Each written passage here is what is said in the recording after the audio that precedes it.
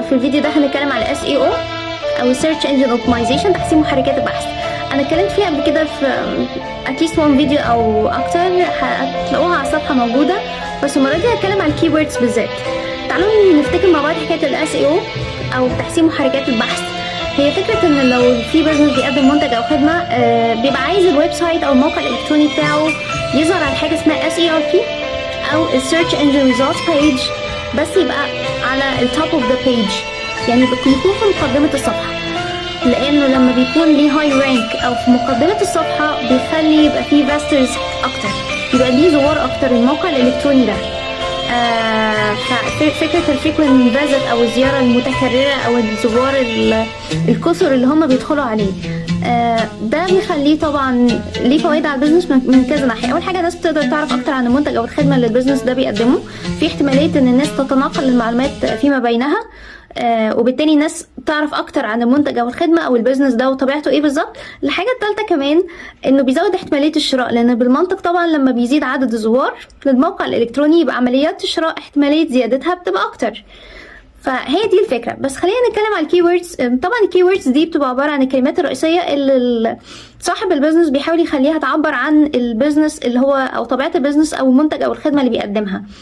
بتبقى عباره عن تكست او نصوص موجوده في الويب سايت نفسه، ممكن تكون عباره عن هيدلاينز عناوين، ممكن يكون عباره عن سامري يعني ملخص بيدي تلخيص او ديسكريبشن توصيف بشكل ملخص عن المحتوى الويب سايت او ايه المنتج الخدمه طبيعه البيزنس بشكل عام ايه. فدي حكايه الكيوردز. بس خلينا نشوف بقى ايه الكاركترستكس او السمات المفروض تكون متوفره في الكيوردز. اول حاجه خالص الاتراكتيفنس، انها تبقى فيري اتراكتيف، تبقى جاذبه للعين عشان الناس تدخل على الويب سايت وتهتم تعرف ايه المحتوى بتاعه. الحاجه الثانيه فكره الريليفنس او الريليتدنس، انها يكون في توافق ما بين طبيعه البيزنس ده وما بين الكيوردز المستخدمه. يعني ما ينفعش استخدم كيوردز او كلمات رئيسيه ما بتعبرش خالص عن المنتج او الخدمه او بتتكلم عن حاجه تانية مختلفه. الحاجه الثالثه ودي من الحاجات المهمه جدا هي فكره الفاميلياريتي، ان الشخص يكون في يعني بالنسبه له كلمات حاجات فاميليار مألوفه، مش اول مره يشوفها، مش يقول ايه الكلمات الغريبه دي انا عمري ما شفتها في حياتي قبل كده. فالفاميلياريتي مهمه جدا، بس في نفس الوقت هي المفروض تكون مألوفه بس ما تكونش متداوله بكثره. يعني فكره انها تبقى ديستينكشوال، تكون مميزه شويه. يعني حاول ان انت تبتعد عن الكلمات التي يتداولها الاخرون بكثره. الحاجات المتداوله بكثره حاول ان انت تبعد عنها شويه، وتستخدم حاجات تكون شويه مميزه فريده من نوعها بعض الشيء. دي من الحاجات اللي بتخلي الويب سايت يبقى ليه هاي رانك. بس في نقطه ثانيه مهمه جدا ليها علاقه بالويب سايت نفسه، بالموقع نفسه، فكره ان هو يبقى ويل اورجنايزد، يكون منظم بشكل جيد. ساعات ممكن تدخل على الويب سايت تحس ان هو ريبيلنت، يعني طارد كده، يعني انت تدخل فتحس انك مش متحمس تفضل فيه فتره طويله او تعمل نافيجيشن ليه فتره طويله فتطلع منه. ده بيكون نتيجه ان هو مش منظم بشكل جيد.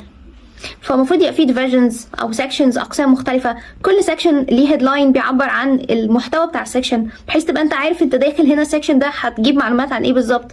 ده مثلا الجزء الخاص بالباين بروسيس، عمليه الشراء واللينكس بتاعتها، اللينكات اللي محطوطه عشان اعرف اشتري حاجه، لكن ده سيكشن تاني بيديني معلومات عن المنتج او الاوفرز الموجوده، العروض الموجوده وهكذا.